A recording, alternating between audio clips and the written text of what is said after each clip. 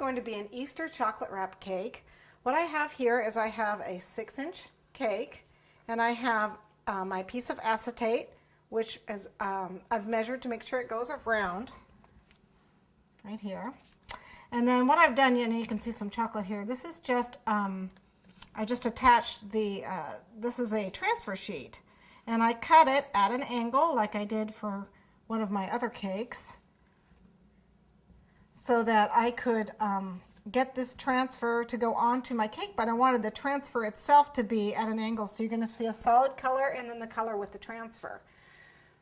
I'm going to use a pastel kind of pink here. And I'm just going to go ahead and put it on.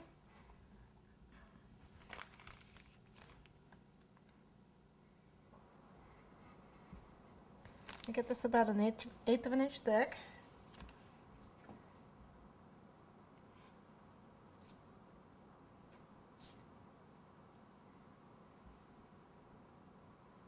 I can't see the transfer. There we go. Still need a little bit more chocolate here.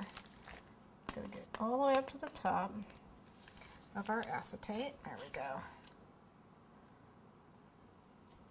Just a nice swoop. There we go. And I want to get all the way down to the bottom. All right. I think we got it.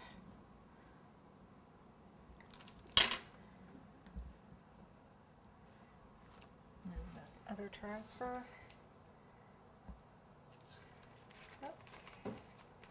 Let go. And lay that down and let that dry. Let it firm up. There, you can see this is starting to set up. Got a little bit of chocolate on the back of it, that's all right.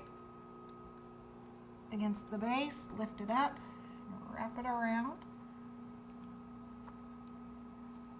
And around the other way. Okay, I think this is ready to go into the refrigerator, to the freezer.